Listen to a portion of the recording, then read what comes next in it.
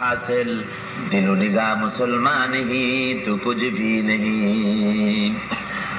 আমার মানে মুখে আসলো বলে ফেললাম লা ইলাহা ইল্লাল্লাহ মুহাম্মাদুর রাসূলুল্লাহ, কোনো লাভ নাই যতক্ষণ আমার মগজ আমার অন্তঃকরণ এটাকে কবুল না করে। অর্থাৎ আমার হাত পাও চক্ষু কর্ণ নাসিকা কলেমার উপরে চলতে যতক্ষণ পর্যন্ত বাধ্য না হয় ততক্ষণ পর্যন্ত এই কলেমা পড়ার কোনো জাস্টিফিকেশন নাই। আপনি যে পড়েছেন তার কোনো মূল্যায়ন হয়নি।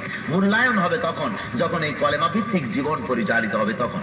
সুতরাং আমরা একদিকে ঈমান এনেছি, আমরা দাবি করেছি আল্লাহর প্রতি ঈমান এনেছি, কিন্তু ঈমান আনার পর আমরা আমাদের জীবনকে গড়তে পারি নাই।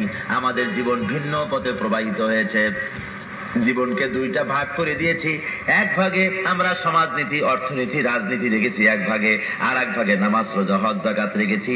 জীবনটাকে দুইটা ভাগ করেছি। আমরা মনে মনে ভেবেছি যে আমরা নামাজ রোজা হজ যাকাত করবো আল্লাহর কথা মতো, আর বাকি অর্থনীতি, সমাজনীতি, রাজনীতি, ব্যবসা বাণিজ্য যদ্দূর যা আছে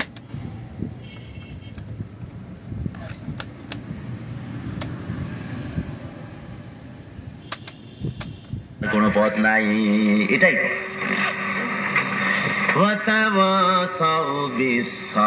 আর চতুর্থ নম্বরে হলো সবর করা, সবর ইখতিয়ার করতে হবে, ধৈর্য ধারণ করতে হবে।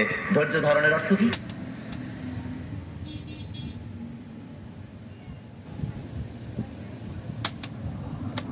ঘিরে ধরেছে, বাচ্চারা তাকায় আছে, এত সুন্দর চেহারা তো জীবনে দেখে নাই, সব তাকায় আছে হুজুরের দিকে।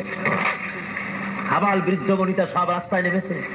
হুজুর বাচ্চাদের মাথার উপরে হাত বুলায় বলছেন, ও মদিনার আনসারের ছেলেরা ও বাচ্চারা, আমি আমার মক্কা নগর থেকে আমার মা বাবা আত্মীয় স্বজনের জমিন ছেড়ে তোমাদের মাঝে এসেছি, তোমরা কি আমাকে ভালোবাসবে নাকি?